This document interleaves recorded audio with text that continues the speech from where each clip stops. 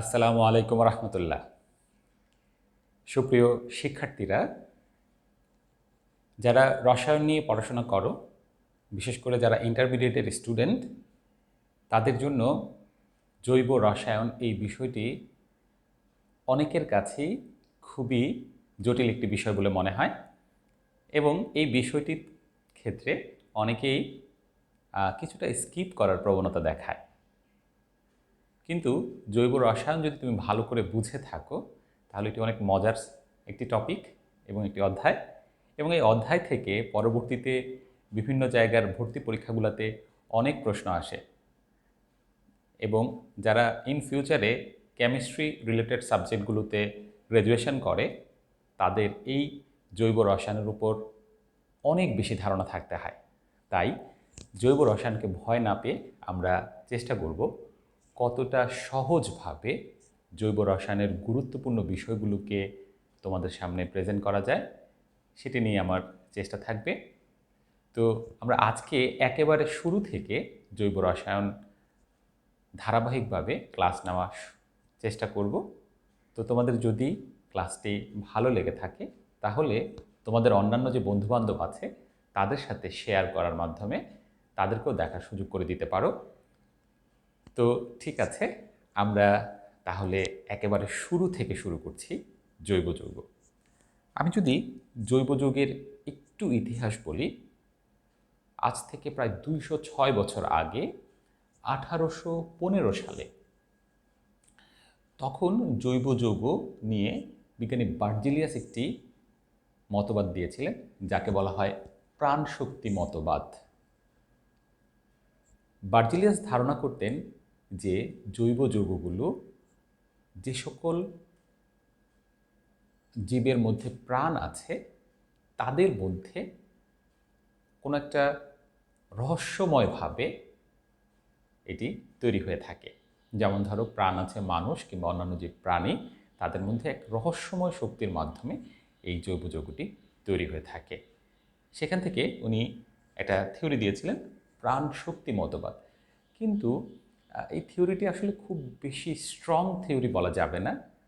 তখন পর্যন্ত বিজ্ঞানীরা অ্যাকচুয়ালি জৈব যৌগ সম্পর্কে খুব ভালো ধারণা রাখতেন না বলেই বার্জেলিয়াসের কথাটি মোটামুটিভাবে একটি গ্রহণযোগ্যতা পায়।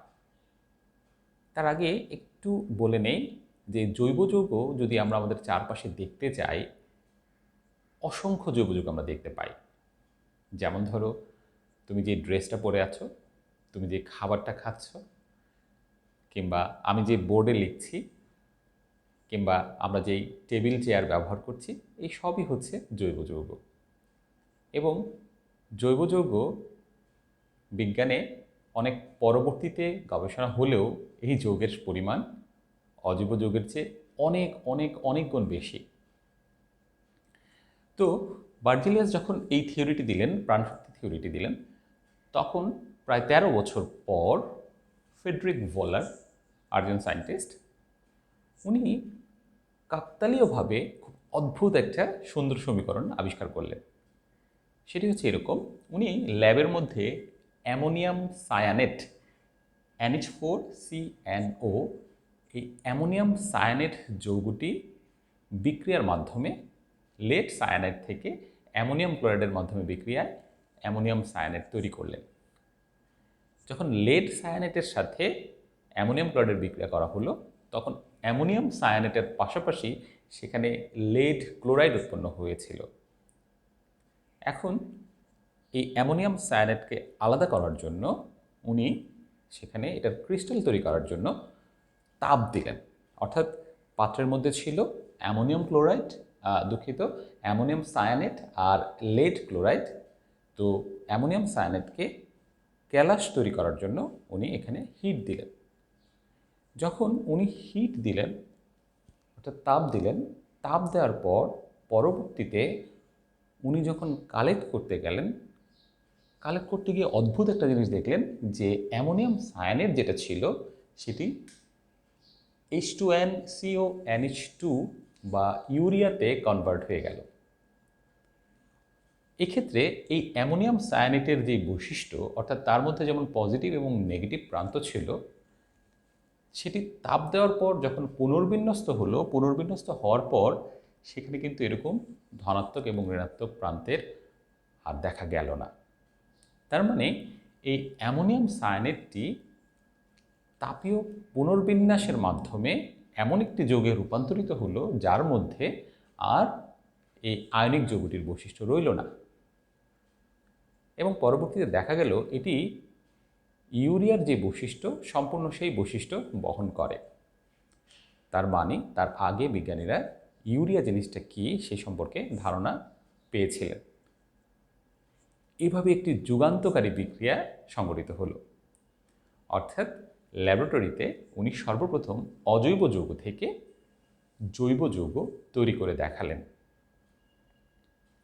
তার মানে যখন ফ্রেডরিক ভোলার ল্যাবের মধ্যে এভাবে জৈব যৌগ সংশ্লেষণ করতে পারলেন, তখন 1815 সালের প্রাণশক্তি মতবাদটি আর বিজ্ঞানীরা গ্রহণ করলেন না। অর্থাৎ যেটা ধারণা করা হয়েছিল 15 সালে যে এটি কোনো একটি অদৃশ্য শক্তির মাধ্যমে তৈরি হয়, এই ধারণাটি ভুল প্রমাণিত হলো। তখন মানুষ জানলেন যে না, অ্যাকচুয়ালি আমার জৈব যৌগ ল্যাবে তৈরি করা যেতে পারে। এবং যেহেতু সর্বপ্রথম বিজ্ঞানী ফ্রেডরিক ভোলার এই বিষয়টিতে ধারণা এনেছিলেন, তাই ফ্রেডরিক ভোলারকে জৈব রসায়নের জনক আখ্যায়িত করা হয়। এখন আমরা একটু দেখি যে অ্যাকচুয়ালি জৈব এবং অজৈব যৌগের মধ্যে কী কী পার্থক্য আছে। তার মানে এই 1828 সালের আগ পর্যন্ত কেমিস্ট্রিতে যেই গবেষণাগুলো হয়েছিল তা মেনলি অজৈব যৌগের উপর ভিত্তি করে। পরবর্তীতে যখন জৈব যৌগ আবিষ্কার হলো, তখন কেমিস্ট্রিতে নতুন একটি ব্রাঞ্চ হলো জৈব, আগে ছিল অজৈব। এখন আমরা একটু বেসিক পার্থক্যগুলো বোঝার চেষ্টা করি এই দুইটার মধ্যে কী আছে। প্রথমত, জৈব যৌগগুলো সাধারণত সমযোজী প্রকৃতির হয়ে থাকে। প্রায় অলমোস্ট সব জৈব যৌগ সমযোজী প্রকৃতির।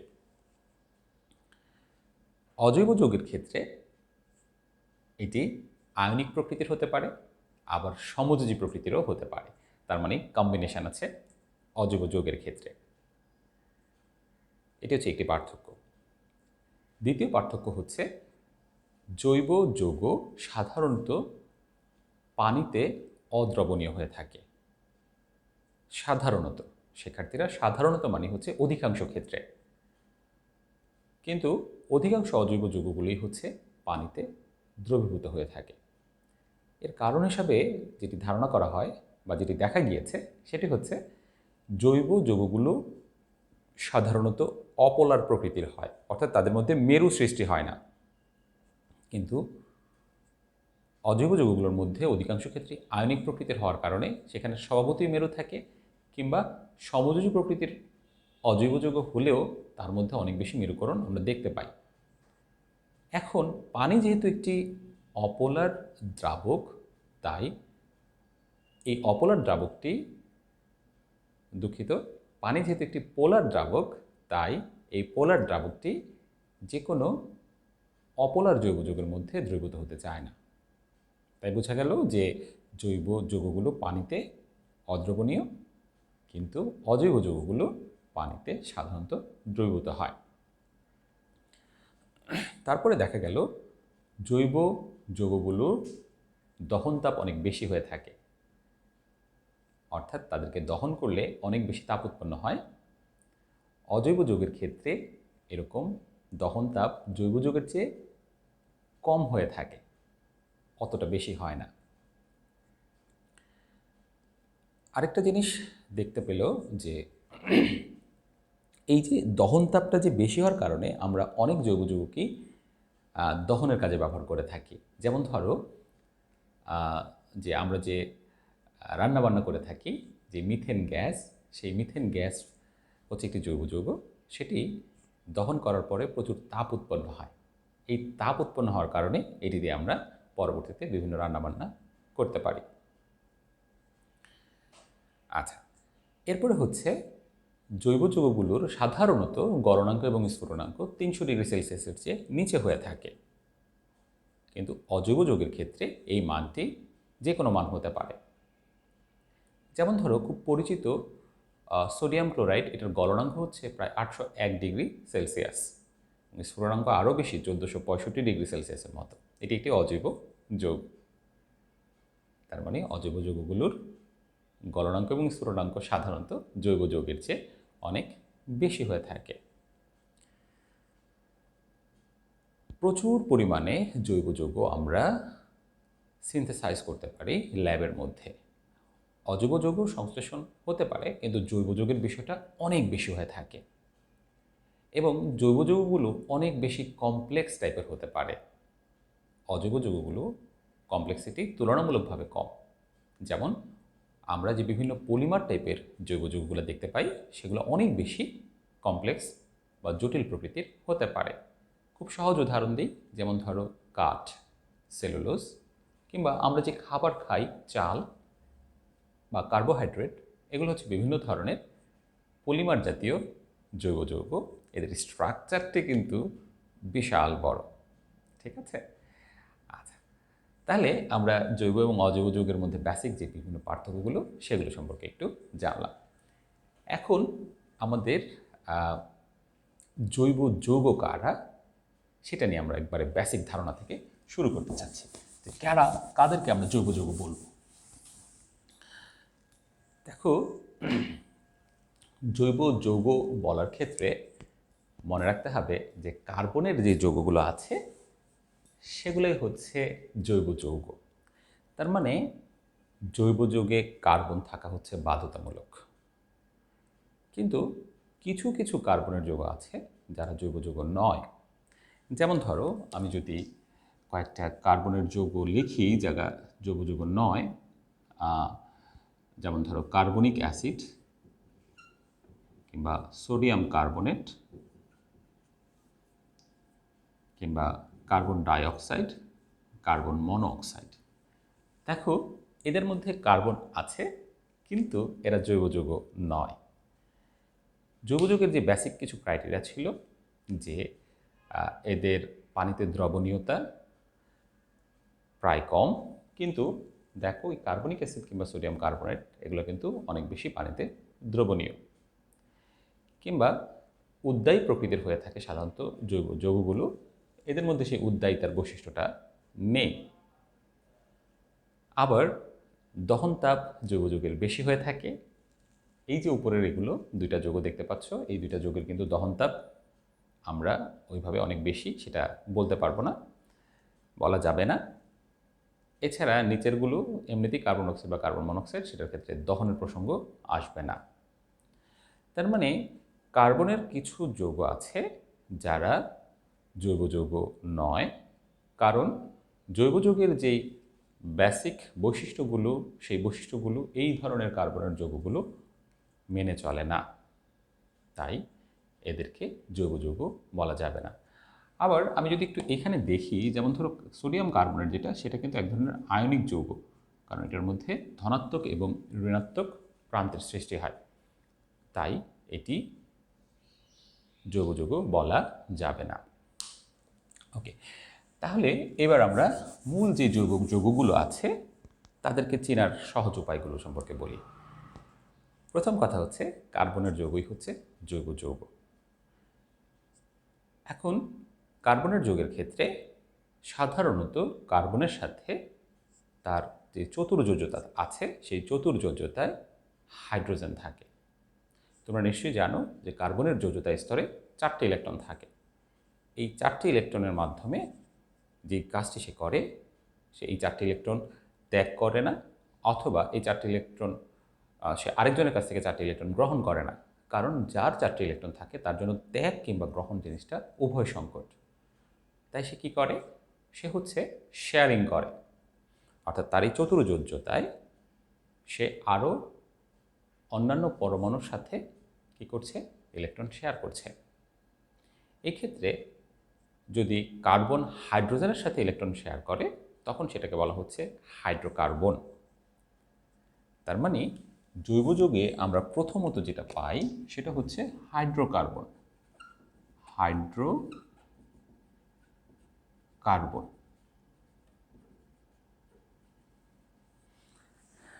শিক্ষার্থীরা খেয়াল করো, হাইড্রোকার্বনের মধ্যে কি থাকবে? নামের মধ্যে ক্লু আছে। এখানে আমার থাকবে হাইড্রো কথাটার মানে হচ্ছে হাইড্রোজেন, কার্বন মানে হচ্ছে সি।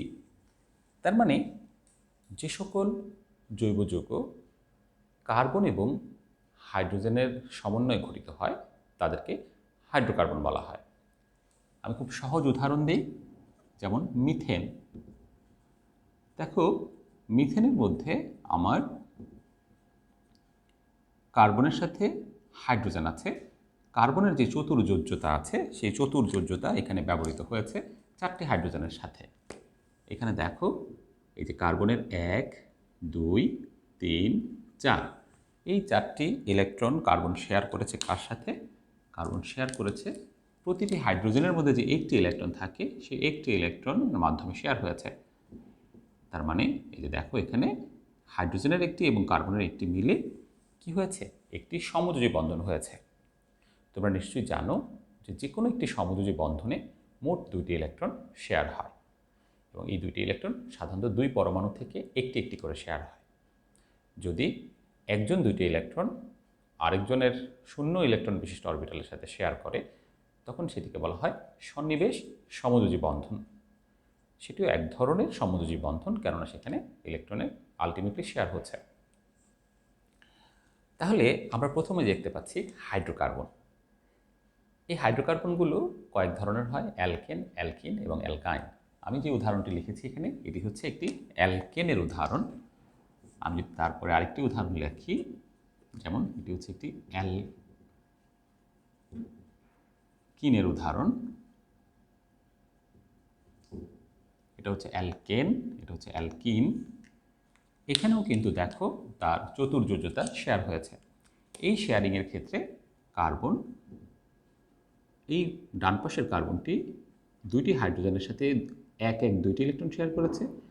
তার বাম পাশের কার্বনের সাথে সে সর্বমোট এই কার্বন 2টি ইলেকট্রন এবং বাম পাশের কার্বনও 2টি ইলেকট্রন শেয়ার করেছে। তার মানে এই ক্ষেত্রে কার্বন কার্বন দ্বিবন্ধন তৈরি হয়েছে। যখন দ্বিবন্ধন তৈরি হয় তখন প্রথম বন্ধনটি সিগমা বন্ধন থাকে, পরের বন্ধনটি পাই বন্ধন হয়ে থাকে। তার মানে এখানে তুমি যে কোনো একটিকে সিগমা বন্ধন বলবে, আরেকটিকে তুমি পাই বন্ধন বলবে। একইভাবে আমরা কার্বন কার্বন ত্রিবন্ধনও দেখতে পাই।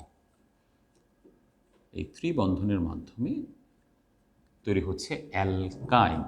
এই ক্ষেত্রে দেখো 3টি করে ইলেকট্রন শেয়ার হচ্ছে ত্রিবন্ধনে, আর পার্শ্ববর্তী হাইড্রোজেনের সাথে একটি ইলেকট্রন শেয়ার করছে। অর্থাৎ কার্বন এখানে টোটাল সর্বমোট 4টি ইলেকট্রন শেয়ার করছে। তো এভাবে আমরা দেখতে পাই হাইড্রোকার্বন তৈরি হয়। তাহলে আমরা বলছিলাম জৈব যৌগের কথা। জৈব যৌগে হচ্ছে প্রথমত কার্বন এবং হাইড্রোজেনের সমন্বয়ে গঠিত যৌগগুলোকে হাইড্রোকার্বন বলে। এরপরের কথাটি হচ্ছে হাইড্রোকার্বন এবং হাইড্রোকার্বন জাত যৌগগুলোকে জৈব যৌগ বলে। তার মানে তুমি যখন জৈব যৌগের সংজ্ঞা দিবে তখন 2টি লাইন লিখবে। প্রথমে লিখবে তুমি সংজ্ঞার মধ্যে, আমি লিখছি কার্বন এবং হাইড্রোজেনের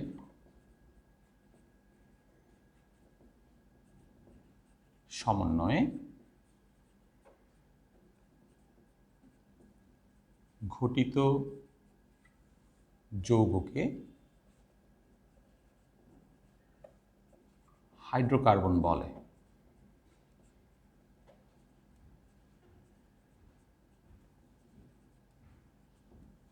তারপরে তুমি লিখবে, এই লাইনটি লেখার পর আরেকটি লাইন লিখবে, হাইড্রোকার্বন এবং হাইড্রোকার্বন জাত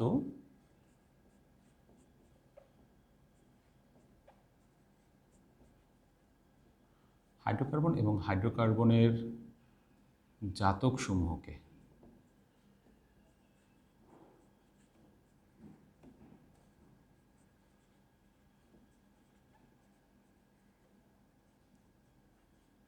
জৈব যৌগ বলে। শিক্ষার্থীরা খেয়াল করো, এখানে আমরা একটি নতুন শব্দ পেয়েছি, সেটি হচ্ছে হাইড্রোকার্বন জাতক। এই জাতক বলতে আসলে কি বোঝানো হয়? দেখো, জাতক হচ্ছে যখন হাইড্রোকার্বনের এক বা একাধিক হাইড্রোজেন পরমাণু অন্য কোনো কার্বন ব্যতীত অন্য কোনো পরমাণু দ্বারা প্রতিস্থাপিত হয়। তাহলে জাতক জিনিসটা হচ্ছে কোনো একটা হাইড্রোকার্বনের মধ্যে যে কার্বন এবং হাইড্রোজেন থাকবে, সেখান থেকে একটি অথবা একের অধিক হাইড্রোজেন যখন অন্য কোনো পরমাণু বা মূলক দ্বারা প্রতিস্থাপিত হবে, এই যে অন্য কোনো পরমাণু বা মূলক দ্বারা যে প্রতিস্থাপিত হওয়ার পর যেটি তৈরি হয়, সেটিকে বলা হচ্ছে হাইড্রোকার্বন জাতক। যেমন ধরো, এখানে আমি মিথেন লিখেছি। এই মিথেনের যদি যে কোনো একটি হাইড্রোজেন একটি ক্লোরিন দ্বারা প্রতিস্থাপিত হয়, ফর এক্সাম্পল এই হাইড্রোজেনটি যদি একটি ক্লোরিন দ্বারা প্রতিস্থাপিত হয়, অর্থাৎ সংযুক্ত হবে একটি ক্লোরিন, বাদ যাবে একটি হাইড্রোজেন, তাহলে এটি দেখতে এরকম হবে। এখন এই যে এখানে তার পরমাণুটি প্রতিস্থাপিত হলো ক্লোরিন দ্বারা, এই যৌগটিকে এখন বলা হচ্ছে হাইড্রোকার্বন জাতক। এটি হচ্ছে এখন একটি হাইড্রোকার্বন জাতক। তার মানে হাইড্রোকার্বন জাতক তৈরির সময় এক বা একাধিক পরমাণু অন্য কোনো পরমাণু বা মূলক দ্বারা প্রতিস্থাপিত হয়ে থাকে। এখানে তো আমি একটি পরমাণু দ্বারা প্রতিস্থাপনটা দেখালাম। আমি যদি এরকম আরেকটি উদাহরণ দেখাই, যেমন ধরো যে প্রোপেন। আমি ভেঙে দেখাচ্ছি। এই যে প্রোপেন, এই প্রোপেনে যদি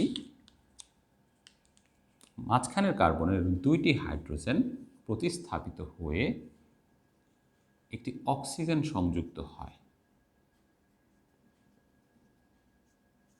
খেয়াল করো, আমি মাঝখানের দুটি হাইড্রোজেনকে বের করে দিলাম, বের করে এখানে একটি অক্সিজেনের সংযোগ করব।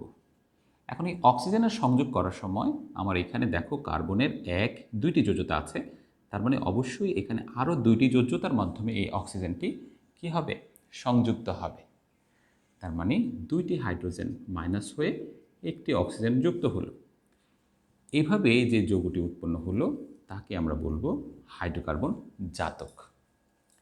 শিক্ষার্থীরা, আমরা এইভাবে যদি যে কোনো জৈব যৌগকে ব্যাখ্যা করার চেষ্টা করি, তাহলে দেখতে পাবো যে তারা এক হলে হাইড্রোকার্বন অথবা তারা হচ্ছে হাইড্রোকার্বন জাতক। তাহলে আমরা প্রথমত জৈব যৌগ জিনিসটি কি সেই বিষয়টি সম্পর্কে ধারণা পেলাম। আশা করি তোমরা বুঝতে পারছ। যদি তোমাদের কারো বুঝতে কোনো প্রবলেম হয়, আমাকে অবশ্যই কমেন্ট করে জানাবে। আমি তোমাদের সেই কমেন্টের উত্তর দেওয়ার চেষ্টা করব। এখন আমরা যে বিষয়টিতে চলে যেতে চাচ্ছি সেটি হচ্ছে কেন জৈব যৌগ এত বেশি পরিমাণে দেখতে পাওয়া যায়। তার মানে আধিক্যের কারণ, জৈব যৌগের প্রাচুর্যতা বা আধিক্যের কারণ। জৈব যৌগের আধিক্যের কারণ। আধিক্যের কারণ প্রথম যে কারণটি বলা হয়ে থাকে সেটি হচ্ছে কার্বনের ক্যাটিনেশন ধর্ম। তাহলে আমরা প্রথমে যেটা দেখতে পাবো, কার্বনের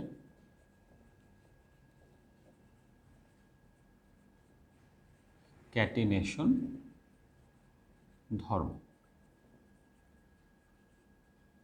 ক্যাটিনেশন এই বিষয়টির মানে কি? এই বিষয়টির মানে হচ্ছে যে অনেকগুলো কার্বন পরমাণু নিজেদের মধ্যে সমযোজী বন্ধনের মাধ্যমে যুক্ত হতে পারে। এখানে সেটা হতে পারে 50টা কার্বন পরমাণু, 100টা, 200টা, 500টা কার্বন পরমাণু নিজেদের মধ্যে সমযোজী বন্ধনের মাধ্যমে যুক্ত হওয়ার প্রবণতা দেখায়। এবং পর্যায় সারণীতে যে মৌলগুলো আছে তার মধ্যে এই ধর্মটা সবচেয়ে বেশি পরিমাণে আছে কার্বনের। এছাড়া আর অন্যান্য যেই মৌলগুলো আছে তাদের ক্ষেত্রে এটি এত বিশাল দেখা যায় না, বিশাল পরিমাণে দেখা যায় না। অর্থাৎ এই ক্যাটেনেশন ধর্মটি সবচেয়ে বেশি কার্বনের, পরবর্তীতে সিলিকনের ওই কিছুটা এই ক্যাটেনেশন ধর্ম আছে। এটার কারণটা কেথা? কারণটা হচ্ছে একটা জিনিস আমাদের এর মাঝে জানতে হবে, সেটা হচ্ছে বন্ধন শক্তি। যেমন কার্বন কার্বন যে বন্ধন শক্তি, সেই মানটি অনেক উচ্চ। এই মানটি প্রায় 346 একক, 346 একক। সিলিকনের ক্ষেত্রে এই মানটি 226 এককের মতো। খেয়াল করো, বন্ধন শক্তি মানে হচ্ছে এক মোল কোনো বন্ধন তৈরি হওয়ার সময় যে পরিমাণ শক্তি নির্গত হয়, যে পরিমাণ শক্তি নির্গত হওয়ার মাধ্যমে ওই বন্ধনটি তৈরি হয়। তাহলে তুমি দেখো, এখানে কার্বন কার্বনের ক্ষেত্রে সেই বন্ধনটি তৈরি হওয়ার সময় 346 একক শক্তি নির্গত হচ্ছে, কিন্তু সিলিকনের ক্ষেত্রে সেটি 226। এখন বিষয়টা হচ্ছে, কোনো একটি বন্ধন তৈরির সময় যত বেশি শক্তি নির্গত হবে, ওই বন্ধনটি ভাঙতে তত বেশি কষ্ট হবে। তার মানে তুমি যদি কার্বন কার্বন বন্ধনটিকে ভাঙতে চাও, তাহলে তোমাকে ন্যূনতম 346 একক শক্তির যোগান দিতে হবে। আর সিলিকন বন্ধনটি ভাঙতে 226 একক শক্তির যোগান দিতে হবে। তার মানে বোঝাই যাচ্ছে যে প্রথম বন্ধনটি বেশি শক্তিশালী। এখন তুমি বলতে পারো যে কেন আমি সিলিকনের কথা বললাম, কারণ কার্বনের ঠিক নিচেই আছে সিলিকন। তারপর তুমি বলতে পারো কেন কার্বন যেই গ্রুপে আছে শুধু সেই গ্রুপের কথা বলছি, কারণ কার্বনের যোজ্যতা স্তরে 4টি ইলেকট্রন আছে। যেহেতু তার 4টি ইলেকট্রন আছে, তাই তার শেয়ারিং করার প্রবণতা, অর্থাৎ সমযোজী বন্ধন তৈরি করার প্রবণতা সবচেয়ে বেশি। আর সমযোজী বন্ধন তৈরি করার মাধ্যমেই অসংখ্য পরমাণু নিজেদের মধ্যে যুক্ত হয়ে জৈব যৌগ তৈরি করতে পারে বা জৈব যৌগের এত আধিক্য করতে পারে। এবার আমরা একটু দেখি কেন কার্বন কার্বন বন্ধন শক্তির মানটা এত বেশি ধরা হয়। কারণটা খুব সিম্পল, কারণ এখানে তার যোজ্যতা স্তর দ্বিতীয় শক্তি স্তর, বাট সিলিকনের যোজ্যতা স্তর হচ্ছে তৃতীয় শক্তি স্তর। যখন দ্বিতীয় শক্তি স্তরে ইলেকট্রন থাকে, তখন তার সাথে নিউক্লিয়াসের আকর্ষণটা কি তুলনামূলক বেশি থাকে। যেমন ধরো, আমি যদি এখানে কার্বন এবং সিলিকনের ক্ষেত্রে আমরা দেখানোর চেষ্টা করি, এটি হচ্ছে যদি আমরা কার্বনের বোর মডেল অনুযায়ী ইলেকট্রন বিন্যাস বৃত্তাকারভাবে দেখাই, আর এটি যদি আমরা সিলিকনের ক্ষেত্রে দেখাই, তাহলে সিলিকনের যেহেতু 14টি ইলেকট্রনের ক্ষেত্রে 2, 8, 4 এভাবে থাকবে। তাহলে যেহেতু এখানে যোজ্যতা স্তরের সাথে নিউক্লিয়াসের ডিস্টেন্সটা কিন্তু বেশি, কার তুলনায়? কার্বনের তুলনায়। দেখো এখানের তুলনায় এটা বেশি। যখন ডিস্টেন্সটা বেশি হবে, তখন কিন্তু ধনাত্মক নিউক্লিয়াসের ঋণাত্মক ইলেকট্রনের প্রতি আকর্ষণটা কিছুটা কমে যাবে। এখন তারা যখন ইলেকট্রন শেয়ার করবে, অর্থাৎ কার্বন যখন ইলেকট্রন শেয়ার করছে এই জায়গায়, ধরো এই জায়গায় আমার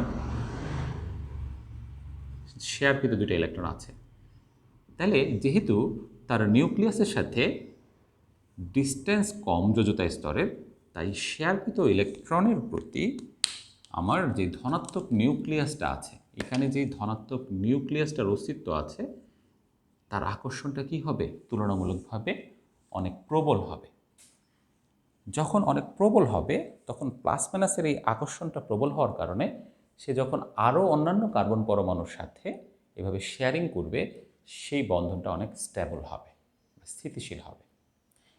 এভাবে অনেকগুলো কার্বন নিজেদের মধ্যে চতুর্যোজ্যতার মাধ্যমে যুক্ত হতে পারে।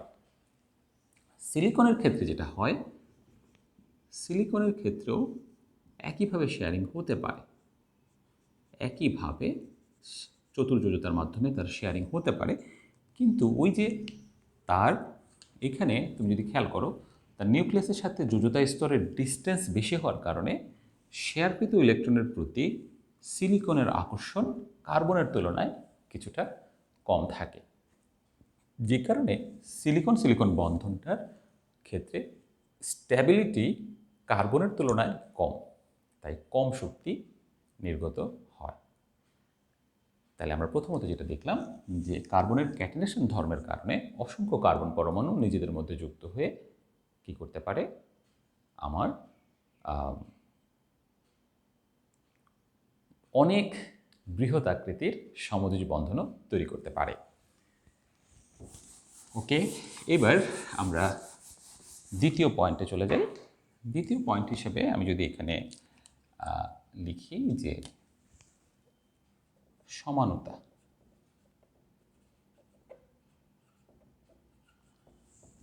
সমানতা হচ্ছে যে দুই বা ততোধিক যৌগে টোটাল সেম পরমাণু, কিন্তু তাদের বন্ধনগত বা ত্রিমাত্রিকগত কোনো বিশেষ বৈশিষ্ট্যে পরিবর্তন আছে। খুব সিম্পল উদাহরণ দিই, যেমন ধরো আমি লিখলাম CH3 CH2 CH2 CH3, আবার আমি লিখলাম CH3 CH, এখানে একটা উপরে দিয়ে দিলাম। দেখো এই দুইটি যৌগ পরস্পরের সমান, কারণ হচ্ছে এই যৌগের মধ্যে আমার এইখানে যে কার্বনটা ছিল, এই কার্বনটার সাথে আমি যদি একটু খেয়াল করি, এই কার্বনটার সাথে কে কে ছিল, এই কার্বনের সাথে বন্ধনে ছিল কি দুইটি হাইড্রোজেন, আর কে ছিল এই পাশের একটি কার্বন আর এই পাশের একটি কার্বন, তার মানে দুইটি কার্বন। তাহলে আমি কথা বলছি কি এই কার্বনের কথা। আচ্ছা, একইভাবে আমি যদি এই কার্বনের দিকে তাকাই, তাহলে আমরা এখানে দেখতে পাই এই কার্বনের সাথে আছে কে সরাসরি একটি হাইড্রোজেন এবং 1 2 3 তিনটি কার্বন। এই যে এই কার্বনের সাথে এই কার্বন আছে, উপরের কার্বন আছে, বাম পাশের কার্বন আছে। তার মানে দেখো আমার দুইটা পরমাণু, দুইটা অণুর দিকে তাকাই, দুইটা অণুর মধ্যেই টোটাল 4টি কার্বন আছে, আর 3 4 5 6 7 8 9 10টি হাইড্রোজেন, 3 6 9 10টি হাইড্রোজেন। কার্বন এবং হাইড্রোজেন পরমাণুর সংখ্যা সমান, কিন্তু তাদের বিন্যাসগত পার্থক্য আছে। এভাবে অনেক ধরনের সমানতা তৈরি করা সম্ভব, যে কারণেও জৈব যৌগের সংখ্যাটা কি অনেক বেশি হয়ে থাকে। আমি একটি সিম্পল উদাহরণ দিলাম। সমানতা বিষয়টাতে আমরা এই বিষয় নিয়ে ইন ডিটেল বিস্তারিত আলোচনা করতে পারব। এরপর একটি কারণ হিসাবে যদি আমরা বলি, কার্বনের sp2 ও sp3 সংকরণ।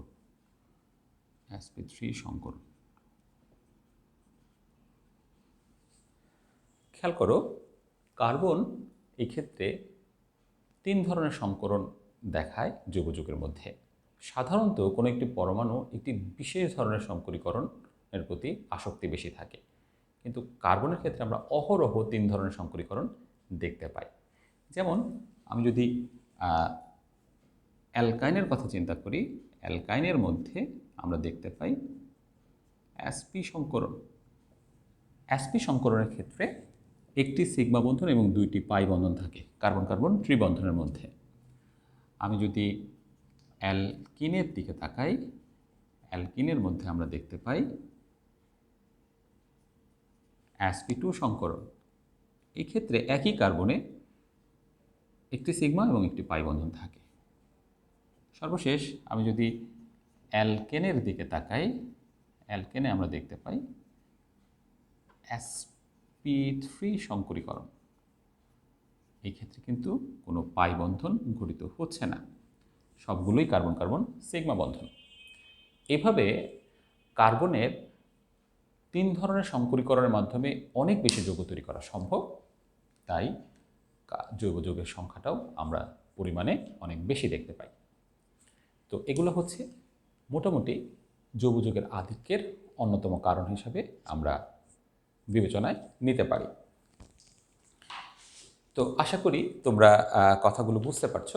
এবার আমরা নতুন আরেকটি বিষয় নিয়ে আলোচনা করব, সেটি হচ্ছে জৈব যৌগের মধ্যে আমরা একটু ভিতরে ঢোকার চেষ্টা করি। ভিতরে ঢোকার ক্ষেত্রে প্রথমে আমাদের একটু প্রিলিমিনারি কিছু আইডিয়ার কথা জানতে হবে। সাধারণত আমাদের 1 থেকে 10 পর্যন্ত কার্বন বিশিষ্ট জৈব যৌগগুলোর কথাই এসএসসি কিংবা এইচএসসি লেভেলে অধ্যয়ন করা হয়ে থাকে। তাই এই 10 কার্বনের ক্ষেত্রে 1 কার্বন থাকলে কীভাবে নামকরণ হয়, 2 কার্বন থাকলে কীভাবে নামকরণ হয়, সেই সম্পর্কিত ছোট্ট একটি আলোচনা আমরা করতে চাই। যেমন ধরো, যদি একটি কার্বন থাকে, একটি কার্বন থাকলে আমার মূল নামের মধ্যে মিথ কথাটা থাকে, মিথ। এখন এটা যদি অ্যালকেন জাতীয় যৌগ হয় তাহলে মিথেন, যদি অ্যালকোহল টাইপের যৌগ হয় তাহলে মিথানল, এভাবে নামকরণ করা হয়ে থাকে। যদি 2টি কার্বন থাকে তখন ইথ, 3টি কার্বন থাকলে প্রোপ, 4টি কার্বন থাকলে বিউট, 5টি কার্বন থাকলে পেন্ট, 6টি কার্বন থাকলে হেক্স, 7টি কার্বন থাকলে হেপ্ট, 8টি অক্ট, 9টি কার্বন থাকলে নন, 10টি কার্বন থাকলে ডেক। এর বাইরেও আমি 2টি কার্বনের কথা বলবো। 11টি কার্বন থাকলে আনডেক, আনডেক, 12টি কার্বন থাকলে ডোডেক।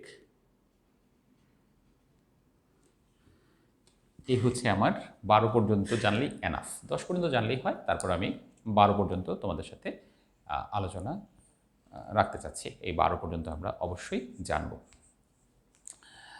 ওকে, এবার আমরা চলে যাই জৈব যৌগের ক্ষেত্রে, একটু ভিতরের দিকে চলে যাই। সেটা হচ্ছে কার্যকরী মূলক। দেখো, আমাদের এখনকার আলোচনার বিষয়টি হবে কার্যকরী মূলক।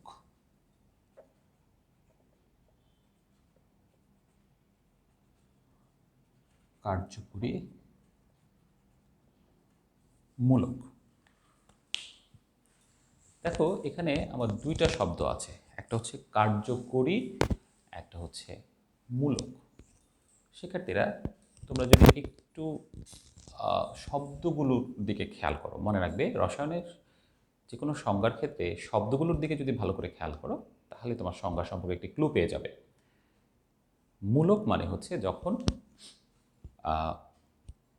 কোনো পরমাণু বা পরমাণু গুচ্ছের উপরে কোনো চার্জ থাকবে, পজিটিভ বা নেগেটিভ চার্জ থাকবে, সেটা হচ্ছে মূলক। যেমন ধরো অ্যামোনিয়াম আয়ন।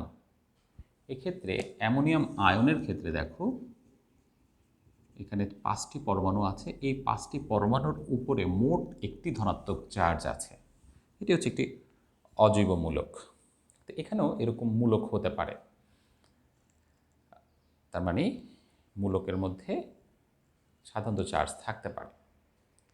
কার্যকরী কথাটার মানে হচ্ছে যেটি কার্যকর, অর্থাৎ কোনো একটা জৈব যৌগের যেই অংশটির কারণে ওই জৈব যৌগের ভৌত এবং রাসায়নিক ধর্মগুলো মেনলি নিয়ন্ত্রিত হয়, সেটি হচ্ছে কার্যকরী মূলক। আমি একটু উদাহরণের মাধ্যমে বোঝাই। ধরো, আমি লিখলাম CH3OH, আবার লিখলাম CH3CH2OH, আবার লিখলাম CH3CH2CH2OH। খেয়াল করো, আমার এই জায়গায় আমরা একটা কমন অংশ দেখতে পাচ্ছি OH, আর এখানে আমরা একটি অংশকে আস্তে আস্তে বাড়তে দেখছি। এক্ষেত্রে মনে রাখতে হবে যে মেনলি এই OH এর সাথে সংশ্লিষ্ট অংশটি এই যৌগটিকে নিয়ন্ত্রণ করছে। তার মানে এই যৌগের ক্ষেত্রে এই অংশ থেকেই আমরা কার্যকরী মূলকটি পেয়ে থাকি। প্রাথমিকভাবে আমরা বলে থাকি OH, যদিও এটার মধ্যে আসলে COH এভাবে বলা হয়, এবং এটিকে বলা হচ্ছে অ্যালকোহলের কার্যকরী মূলক। তার মানে কোনো জৈব যৌগের যেই অংশের দ্বারা ওই জৈব যৌগের ভৌত এবং রাসায়নিক ধর্মাবলী এবং রাসায়নিক বিক্রিয়াগুলো নিয়ন্ত্রিত হয়ে থাকে, সেটি হচ্ছে ওই জৈব যৌগের কার্যকরী মূলক।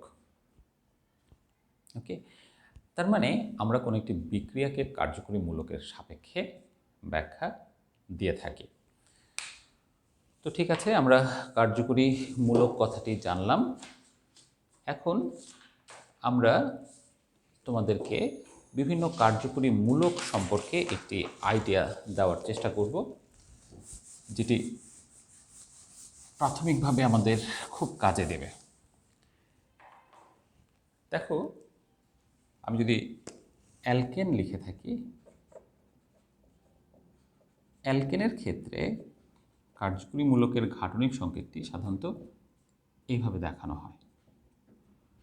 মনে রাখতে হবে, কার্যকরী মূলকের ক্ষেত্রে আমার হাইড্রোকার্বনের জন্য এক ধরনের ডিসকাশন এবং হাইড্রোকার্বন জাতকগুলোর জন্য কার্যকরী মূলক চেনার আরেক ধরনের টেকনিক আছে। তাহলে অ্যালকেনের জন্য আমরা শুধুমাত্র কার্বন কার্বন দিয়ে দেখাবো। মনে রাখবে, যেহেতু হাইড্রোকার্বনের মধ্যে কী থাকে, কার্বন আর হাইড্রোজেন থাকে, তাই কার্যকরী মূলকটা এখানে কার্বন আর হাইড্রোজেনের সাপেক্ষেই দেখানো হয়ে থাকে। অ্যালকিন যদি আমরা দেখি, অ্যালকিনের ক্ষেত্রে আমার এইভাবে দেখানো হয়, কার্বন কার্বন দ্বিবন্ধন, আর দেখো কার্বনের এখানে চতুর্যোজ্যতা দেখানো হচ্ছে। অ্যালকাইনের ক্ষেত্রে যদি আমরা দেখি, অ্যালকাইনের ক্ষেত্রে আমরা এটা দেখতে পাবো এভাবে, কার্বন কার্বন ত্রিবন্ধন এবং দুই পাশে একটা করে আলাদা করে দেখানো হবে। তাহলে এটি হচ্ছে আমাদের প্রথমত হাইড্রোকার্বনের কার্যকরী মূলক। দেখো, নিশ্চয়ই বুঝতে পারছো।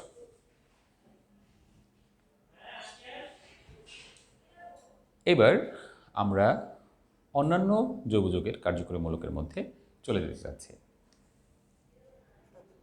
এরপরে আমি যদি অ্যালকোহলের কথা বলি, অ্যালকোহলের মধ্যে কিন্তু দেখো কার্যকরী মূলকটাকে আসলে এইভাবে দেখানো হয়, COH। এটি একটু বুঝতে হবে। অ্যালকোহলের মধ্যে আমার কার্যকরী মূলকটি হচ্ছে বেসিক্যালি এভাবে দেখানো হয়ে থাকে। শিক্ষার্থীরা, আমরা এখানে একটা জিনিস অনেক সময় যেটা করে থাকি, যে অ্যালকোহল বলতে শুধু OH লিখি। আসলে শুধু OHটা অ্যালকোহলে লেখা উচিত না, কারণ শুধু OH এর এই পাশে যদি আমরা হাইড্রোজেন বসাই, তাহলে কিন্তু সেটা পানি হয়ে যাবে, তাই না? কারণ অ্যালকোহলটা আবার 3 রকমের হতে পারে, 1 ডিগ্রি, 2 ডিগ্রি, 3 ডিগ্রি। আমরা তাহলে এখানে নতুন কয়েকটা টার্ম ব্যবহার করছি। দেখো, 1 ডিগ্রি, 1 ডিগ্রির আরেক নাম হচ্ছে প্রাইমারি। মনে রাখতে হবে, এটি অ্যাকচুয়ালি প্রাইমারি, কিন্তু লেখার সময় আমরা এভাবে 1 লিখে ডিগ্রি দিয়ে থাকি। অনেকে আমরা বলার সময় 1 ডিগ্রিও বলি, কিন্তু অ্যাকচুয়ালি উচ্চারণ করা উচিত প্রাইমারি। একইভাবে এটাকে বলা হয় সেকেন্ডারি, এটাকে বলা হয় টারশিয়ারি। এখন এই যে আমরা ডিগ্রির যে বক্তব্যটি দেখলাম, অ্যাকচুয়ালি ডিগ্রি জিনিসটা কি? ডিগ্রি জিনিসটা হচ্ছে তোমার দুইভাবে আমরা ব্যাখ্যা দিতে পারি। একটা হচ্ছে হাইড্রোকার্বনের জন্য, একটা হচ্ছে নন হাইড্রোকার্বনের জন্য। যেমন প্রথম তিনটি আমরা লিখেছি হাইড্রোকার্বন। হাইড্রোকার্বনের ক্ষেত্রে হচ্ছে কোনো কার্বন অন্য যতটি কার্বনের সাথে যুক্ত থাকে সেটি তত ডিগ্রি কার্বন। তাহলে আমরা প্রথম তিনটার ক্ষেত্রে এক রকমের এক্সাম্পল পেয়ে থাকি। যেমন ধরো, আমি যদি এইভাবে লিখি,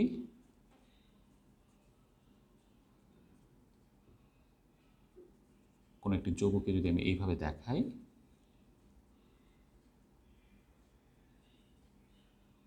এটাকে আমি CH3 লিখলাম, এটাকে আমি CH3 লিখলাম।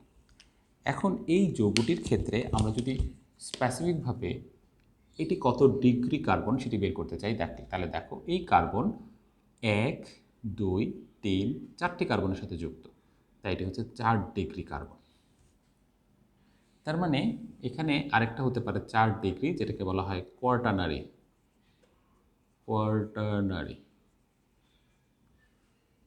আবার এই কার্বনটির কথা যদি চিন্তা করি, এই কার্বনটি সরাসরি একটি কার্বনের সাথে যুক্ত, তাহলে এই কার্বনটি হচ্ছে 1 ডিগ্রি কার্বন। একইভাবে এই কার্বনটিও সরাসরি একটি কার্বনের সাথে যুক্ত, এটি 1 ডিগ্রি, এবং এটিও একই নিয়মের কারণে 1 ডিগ্রি। আবার এটিও তার ডান পাশের সরাসরি একটি কার্বনের সাথে যুক্ত, তাহলে এটি 1 ডিগ্রি কার্বন। এভাবে আমরা অ্যালকেনের ক্ষেত্রে ডিগ্রিগুলো পেতে পারি। তাহলে অ্যালকেনের ক্ষেত্রে রুলসটা হচ্ছে, অ্যালকেনের ক্ষেত্রে কোনো কার্বন অন্য যতটি কার্বনের সাথে যুক্ত থাকে, কার্বনটি তত ডিগ্রি। এখন আমরা যদি মিথেন লিখি,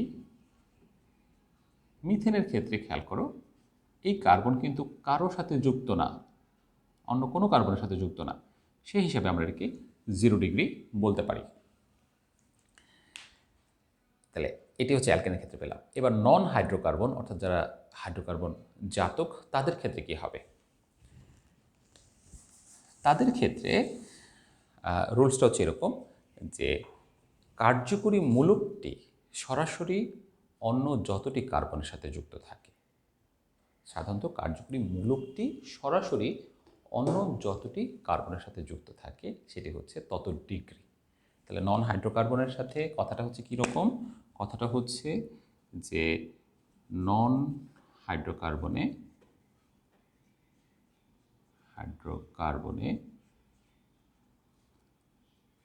কার্যকরী মূলকটি সরাসরি অন্য যতটি কার্বনের সাথে যুক্ত থাকে সেটি তত ডিগ্রি কার্যকরীমূলক।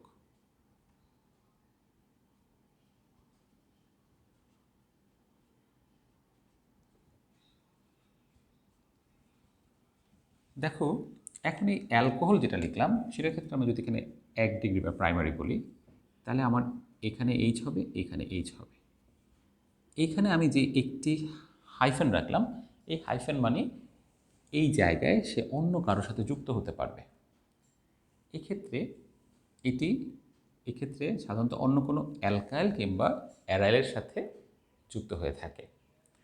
তার মানে বিষয়টা হচ্ছে এরকম যে 1 ডিগ্রি অ্যালকোহলের ক্ষেত্রে আমরা এই যে একটা হাত ফাঁকা রাখলাম, এই একটা হাত ফাঁকা রাখা, এটাকে হাত বলে অনেকে, এই হাতে অন্য কোনো কার্বনের সাথে সে যুক্ত হওয়ার মাধ্যমে এটি 1 ডিগ্রি কার্যকরীমূলক হবে বা 1 ডিগ্রি অ্যালকোহল হবে। আমি এখানে লিখেছি কি যুক্ত থাকে সেটি তত ডিগ্রি কার্যকরীমূলক।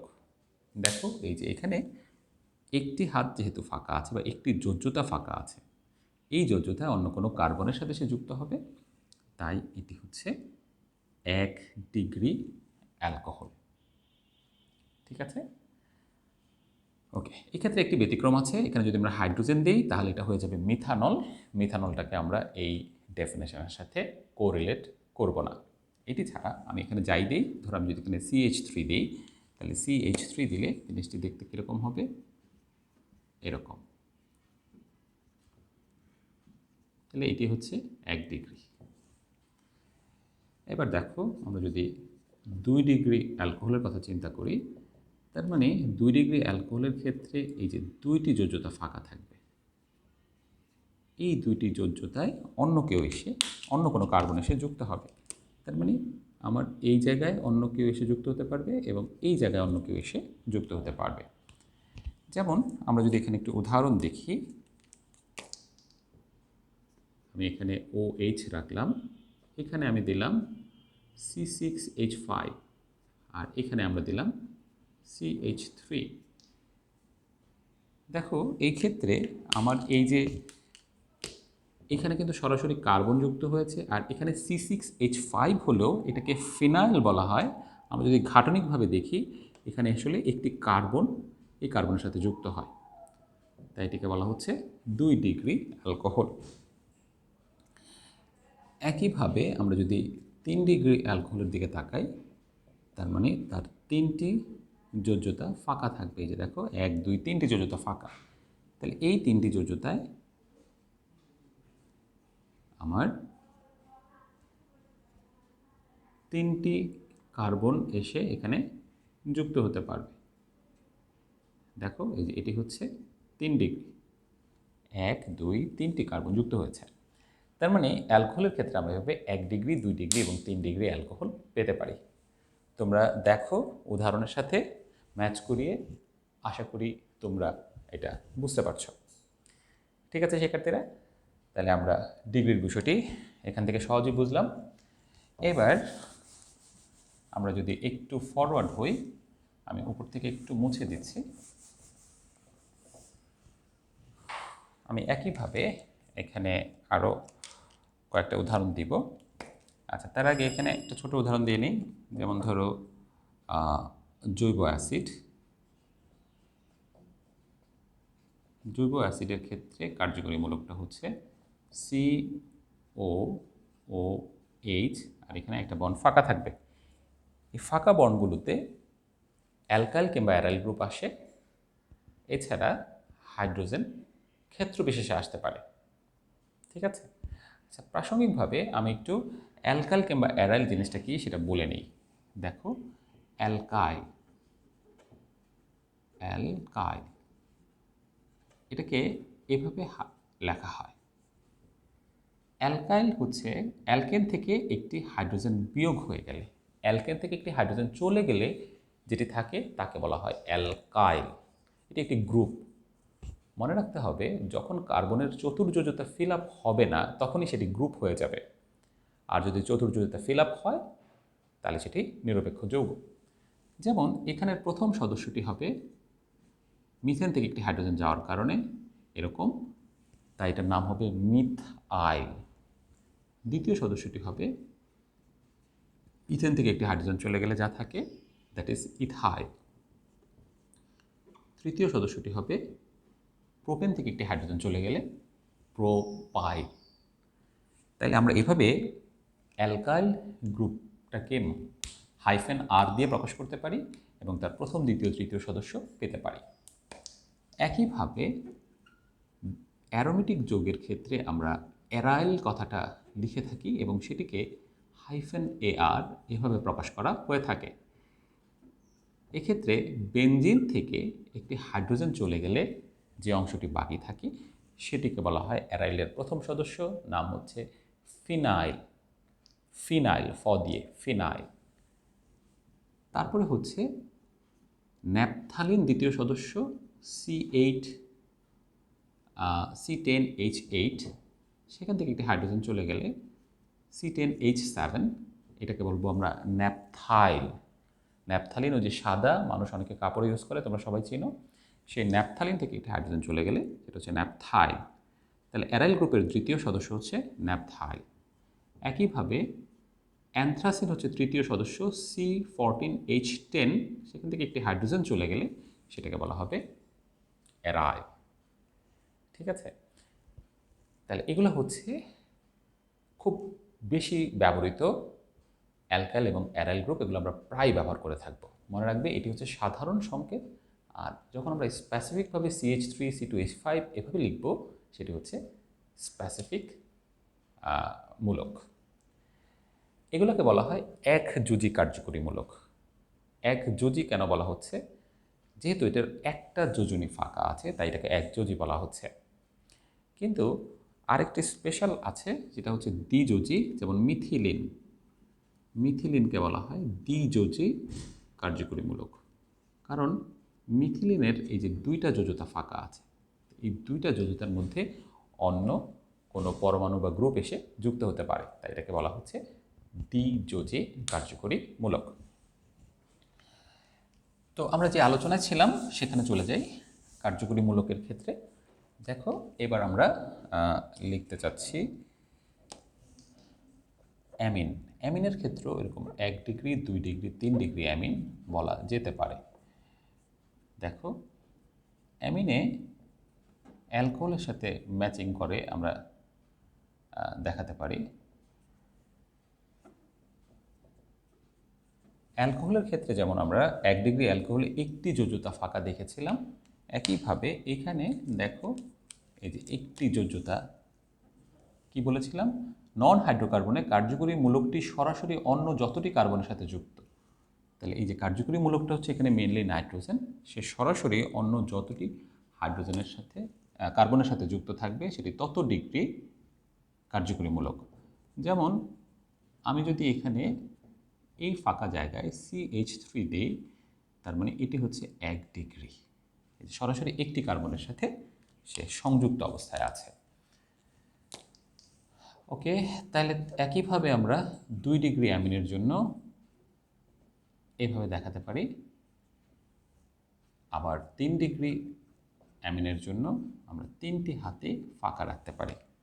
তাহলে আমরা যদি এখানে উদাহরণ দেখি, এটার উদাহরণ হতে পারে CH3 and C2H5H। তাহলে এটা হচ্ছে ইথাইল গ্রুপ, এটা হচ্ছে মিথাইল গ্রুপ। তাহলে এই নাইট্রোজেন কার্যকরী মূলক 2টি কার্বনের সাথে সরাসরি যুক্ত, এখানের একটি কার্বন এবং এখানকার একটি কার্বন, তাই এটি 2 ডিগ্রি। এটির ক্ষেত্রে আমরা একইভাবে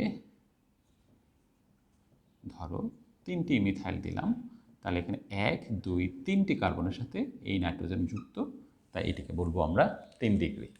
তো দেখো বিষয়গুলো কিন্তু খুব সহজ, বুঝলে এই জিনিসগুলো অনেক সময় অবজেক্টিভে আসে, বিশেষ করে 4 5 6 8 9 10 এখান থেকে প্রায়ই একটি অবজেক্টিভ আসে, অনেকেই ভুল করে। দেখে নাও, কোনো প্রবলেম হলে বলতে পারো, ঠিক আছে? ওকে, এবার আমরা আরেকটু সামনের দিকে অগ্রসর হই। আমাদের মেইন কার্যকরী মূলকগুলোর মধ্যে আমরা কিন্তু অনেকগুলোই লিখে ফেলেছি, অ্যালকোহল, অ্যামিন, অ্যাসিড। এবার আমরা অ্যালডিহাইডের জন্য লিখি অ্যালডিহাইড। অ্যালডিহাইড অ্যালডিহাইডের ক্ষেত্রে এইভাবে লেখা হয়, একটি হাত ফাঁকা থাকে, এই হাতে এসে হাইড্রোজেন অ্যালকাইল অথবা অ্যারাইল আসবে। মনে রাখতে হবে যে হাতটি ফাঁকা থাকে সেই হাতটিতে বা যোজ্যতাটিতে সাধারণত কার্বনযুক্ত অ্যালকাইল অথবা অ্যারাইল আসে। তবে যদি হাইড্রোজেন লেখার মাধ্যমে কার্বনের চতুর্যোজ্যতা ফিল আপের দ্বারা কোনো বৈধ যৌগ প্রকাশ করা যায়, সেক্ষেত্রে হাইড্রোজেনও বসতে পারে।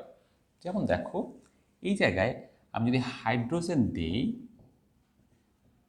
তাহলে এটি কিন্তু 1 2 3 4 চতুর্যোজ্যতা ফিল আপের মাধ্যমে এই হাইড্রোজেনটি যুক্ত হয়েছে এবং এটি একটি বৈধ যৌগ হয়, যেটাকে বলা হচ্ছে মিথানেল। তার মানে এখানে হাইড্রোজেনও হতে পারে। আবার আমি যদি এখানে CH3 দেই, তাহলে ইথানেল, এটিও হতে পারে। আবার আমি যদি এখানে C6H5 দেই, তাহলে বেনজালডিহাইড, এটিও হতে পারে। তার মানে এই ক্ষেত্রে আমার এই জায়গায় হাইড্রোজেনও বসতে পারে, অ্যালকাইল গ্রুপও বসতে পারে, অ্যারাইল গ্রুপও বসতে পারে। তবে সবসময় কিন্তু দেখা যায় এটি হাইড্রোজেন সবসময় যে বসালেই হবে এমন কোনো কথা নাই, অনেক সময় হাইড্রোজেন বসানো যায় না। আচ্ছা, এবার দেখো কিটোন। কিটোনের ক্ষেত্রে আমরা এইভাবে 2টা হাত ফাঁকা রাখি, তাহলে এই 2টা হাতের মধ্যে এখানে কে বসবে? এই ক্ষেত্রে কিন্তু মজার বিষয় হচ্ছে এখানে হাইড্রোজেন দেওয়া যাবে না। খেয়াল করো, আমরা এটার 2 পাশে যদি হাইড্রোজেন দেই, তাহলে কিন্তু কি হচ্ছে? এটা হচ্ছে না, এটা অ্যালডিহাইড হয়ে যাচ্ছে। তার মানে এই ক্ষেত্রে এটা হবে না। তাহলে এখানে কি করতে হবে? এক্ষেত্রে এক পাশে হাইড্রোজেন, আরেক পাশে যদি অ্যালকাইল দেই, তাইলেও কিন্তু হবে না, এটাও হবে না, কারণ এটা কিন্তু ওই যে অ্যালডিহাইডের মতো হয়ে যাচ্ছে। তার মানে শিক্ষার্থীরা দেখো এই জায়গায় অ্যাকচুয়ালি আমাকে দুই পাশেই অ্যালকাইল বা অ্যারাইল গ্রুপ দিতে হবে। যেমন এটি হচ্ছে প্রোপানন, এটি হবে, আবার আমি এই পাশে দিলাম অ্যারাইল, এই পাশে অ্যালকাইল, এটিও হবে, অথবা দুই পাশেই আমি অ্যারাইল দিলাম, এটিও হবে। তাহলে হাইড্রোজেন বিষয়টি সবসময় বসানো যায় না, ঠিক আছে? ওকে, এবার আমরা আরেকটু ফরওয়ার্ড হই। দেখো অ্যাসিড ক্লোরাইড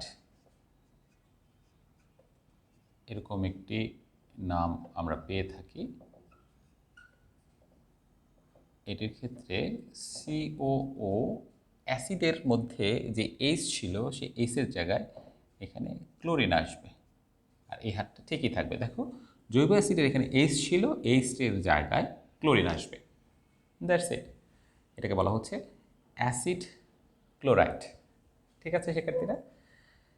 এরপরে আমরা যদি আরও কিছু লিখতে চাই, এটাকে আরেকটু বলে রাখি, অ্যাসিড হ্যালাইড বললে এখানে এক্স লিখতাম। এক্স মানে হচ্ছে হ্যালোজেনকে বোঝায়, সেটা তোমরা জানো। ওকে, এবার আসি ইথার। ইথারের ক্ষেত্রে এইভাবে লেখা হয়, এই যে দেখো এইভাবে অক্সিজেন, দুই পাশে দুইটা কার্বন, এখানে তিনটা হাত ফাঁকা রাখা হয়েছে। এগুলোতে সাধারণত হাইড্রোজেন বা অ্যালকাইল যে কোনো কিছু বসতে পারে। এরপরে হচ্ছে দেখো অ্যাস্টার। অ্যাস্টারের ক্ষেত্রে আমরা এখানে সিওও এই জায়গাটাতে আর অথবা এআর বসবে, এটা কিন্তু ফিক্স করে দেওয়া হয়েছে। অর্থাৎ এখানে মিথাইল বা ফিনাইল এই ধরনের কিছু বসাতে হবে। কেন ফিক্স করে দেওয়া হয়েছে? আমি যেটা ফাঁকা রাখতাম এখানে কিন্তু এইচ লিখলে সেটা আর অ্যাস্টার থাকে না, ঠিক আছে? সেজন্য এখানে অ্যালকাইল বা অ্যারাইল ফিক্স করে দেওয়া হয়েছে। ওকে, আর এই পাশে তুমি যে কোনো কিছু দিতে পারো, যেমন ধরো এইচ সিওও সিএইচ থ্রি, হ্যাঁ, এটা হতে পারে CH three COO CH three, C6H5 COO CH3। তাহলে দেখো যে বাম পাশে আমি হাইড্রোজেন, মিথাইল, ফিনাইল যে কোনো কিছুই আমি অ্যাড করতে পারছি, তাই এটাকে ফাঁকা রাখা হয়েছে। ওকে, এবার আমরা আর কোনোটা বাদ পড়লো কিনা একটু খেয়াল করি। Acid amide.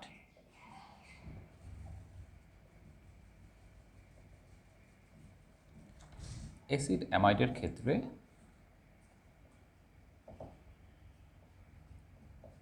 এভাবে লেখা হয় অ্যাসিড অ্যামাইড। এই যে দেখো এখানে জৈব অ্যাসিডের মধ্যে যে ওএইচটা ছিল সেই ওএইচ অংশটা প্রতিস্থাপিত হয়েছে NH2 দ্বারা। ওএইচ অংশটা NH2 দ্বারা প্রতিস্থাপিত হয়েছে, তাই এটাকে বলা হচ্ছে অ্যাসিড অ্যামাইড। ওকে, আমরা একটু উপরে মুছে দেই। এরপরে দেখো আমরা যদি আরেকটু বিচ্ছিন্ন কিছু উদাহরণ দেখি, নাইট্রো গ্রুপ। নাইট্রো গ্রুপটা হচ্ছে, এটাকে বলা হয় নাইট্রো গ্রুপ, ঠিক আছে? নাইট্রো NO2 দেখেই বোঝা যাচ্ছে যে এটি কি হতে পারে। এরপরে একটা লিখি অ্যাসিড অ্যানহাইড্রাইড। অ্যাসিড অ্যানহাইড্রাইড, এটির ক্ষেত্রে একটু জটিল। এই যে দেখো অক্সিজেনের ডানে CO ডাবল বন্ড, অক্সিজেনের বায়ো CO ডাবল বন্ড, আর এই দুইটা হাত এই ক্ষেত্রে ফাঁকা আছে। তার মানে যৌগগুলো এরকম হতে পারে,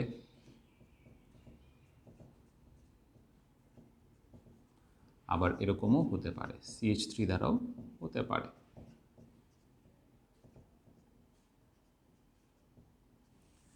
দেখো, এই ক্ষেত্রে আমাকে মনে রাখতে হবে যে অ্যানহাইড্রাইড, অ্যান কথাটার মানে হচ্ছে এক, হাইড্রেট মানে হচ্ছে পানি। তার মানে অ্যানহাইড্রেট মানে হচ্ছে একটি পানি। অর্থাৎ দুইটি জৈব অ্যাসিড থেকে যখন একটি পানির অণু বের হয়ে যেয়ে তারা সংযুক্ত হয়ে যায়, তখন সেটাকে বলা হয় অ্যাসিড অ্যানহাইড্রাইড। যেমন আমি একটু উদাহরণ দিয়ে দেখাই, তাহলে তোমাদের বুঝতে সুবিধা হবে। দেখো, আমি এখানে লিখলাম HCOOH, একটি জৈব অ্যাসিড লিখলাম। আরেকটি জৈব অ্যাসিডও লিখলাম, সেম ক্যাটাগরির লিখলাম। এখন এখানে আমরা প্রথম জৈব অ্যাসিড থেকে OH এবং দ্বিতীয় জৈব অ্যাসিড থেকে Hকে যদি আলাদা করে দেই, দিয়ে বাকিটাকে যদি অ্যাড করে দিই, তাহলে দেখো এটার পরে আসবে এই O, CO, এটা হচ্ছে একটা অ্যাসিড অ্যানহাইড্রাইড। এই আলাদা করাটা তুমি কিন্তু চাইলে অন্যভাবেও করতে পারতে, অর্থাৎ এখান থেকে H এবং এখান থেকে OH এইভাবেও করতে পারতে, একই আসতো। দেখো HCOO, HCOO, COCOH, তাহলে এই যৌগটি হচ্ছে অ্যাসিড অ্যানহাইড্রাইড। এক্ষেত্রে মনে রাখবে যে আমার এই যে সর্ববামে আর সর্বডানে হাইড্রোজেন থাকতে পারে, অ্যালকাইল থাকতে পারে, অ্যারাইল থাকতে পারে। যেমন ধরো এখানে যদি CH3 থাকতো, তাহলে আমার এখানে CH3 হতো, সিম্পল। আবার এখানে যদি C6H5 থাকতো, তাহলে এখানে C6H5 হতো। That's it. এভাবে আমরা কী করতে পারি, অ্যাসিড অ্যানহাইড্রাইড সম্পর্কে জানতে পারি। তো এই ছিল কার্যকরী মূলকগুলোর সম্পর্কিত আমার সংক্ষিপ্ত আলোচনা। এখানে সব ধরনের কার্যকরী মূলকই দেখানোর চেষ্টা করা হয়েছে। এখন কোনো একটা জৈব যৌগের মধ্যে যখন একাধিক কার্যকরী মূলক থাকে, তখন জৈব যৌগটির নামকরণের ক্ষেত্রে একটা প্রায়োরিটির বিষয় আছে। সাধারণত যেই কার্যকরী মূলকটি আগে বিক্রিয়া করে তার প্রায়োরিটিটা আগে থাকে। অর্থাৎ একটা জৈব যৌগে একটা কার্যকরী মূলক থাকলে কোনো প্রবলেম নেই, কিন্তু দুই বা ততোধিক থাকলে কোনটাকে প্রধান ধরব? এক্ষেত্রে যে বিক্রিয়া করার প্রবণতা বেশি দেখায় সেই হবে প্রধান। যেমন এই অগ্রাধিকার ক্রমটা যদি আমরা একটু দেখাই, কার্যকরী মূলকের অগ্রাধিকার ক্রম,